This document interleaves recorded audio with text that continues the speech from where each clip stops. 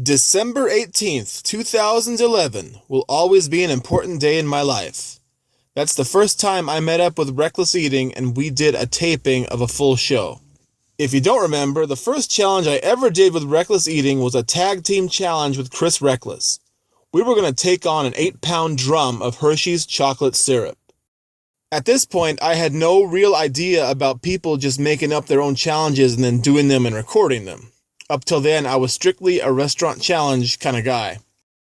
Of course, a day of freak eating isn't complete if all you're eating is chocolate syrup. So later that evening, I actually went down to Los Gringos Locos, a small restaurant near Pasadena, California, to take on their 5-pound Big Bertha Burrito. The Big Bertha Burrito will always be a special memory for me because it was the only eating challenge that I can remember in a restaurant that my grandfather came and watched. It's going. I mean, that's pretty cool. I mean, how many people can actually involve their family in this stuff? I mean, my aunt, my dad, my brother, my girlfriend, they've all been involved. But, I have a lot of special memories with my grandfather, so it's really cool that, he was there. As for the burrito itself, it's your standard oversized burrito. I mean, it's got rice, beans, your choice of meat. I think I went with either ground beef or chicken. I don't remember now. It's got, typical flour tortilla, giant flour tortillas, with scoops of sour cream and guacamole on the side. I think there was cilantro on this burrito as well. From what I remember, it was extremely tasty. The only problem is, with 4 pounds of chocolate syrup somewhere in your guts, it's not as easy to eat as you'd want to believe. Liquid's kind of funny, liquid and cream type foods, because they go down into your gut and they kind of settle, and they don't really feel like they're there. But they're there, but they're definitely still there, and they have an impact on how much you're going to be able to eat on top of that. Though the good thing about liquids and sauces and syrups is they also seem to digest a bit quicker. Not going to lie, when I went in, I thought, I was totally empty, because this was, many hours after the Wreckless Eating stunt.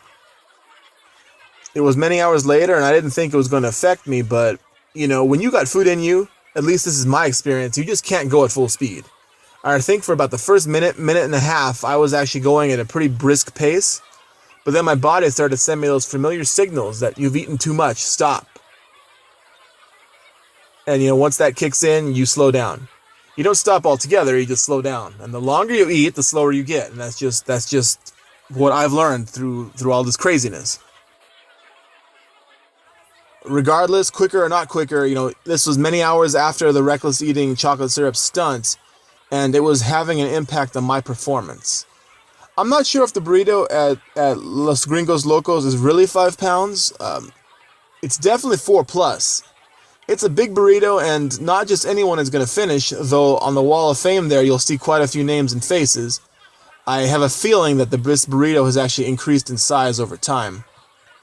But let's get down to business here. I mean, the prize is not huge. You get your picture on the wall of fame with you wearing a sombrero. It's not a giant prize. You still have to pay, I think, $15.95 for the burrito. But it was right there near my grandparents' house, and it was a hell of a day at Wreckless Eating, and I figured, what better way to cap off the day than just by getting down to business with no fanfare, no BS, and no stalling, and just putting down an epic, or not an epic, but just a legit restaurant challenge, because I was still at that phase where I'm like, internet, YouTube challenges, I don't know about all that. And burritos are really straightforward. Burritos are straightforward, they're easy, they're fun, they're almost swallowable, unlike, pizza or hot dogs. Burritos are just a really fast food. And I enjoyed it. I mean, my grandfather got tamales, and he thought they were just some of the best he'd ever eaten at the time. And forgive my poor Spanish pronunciations.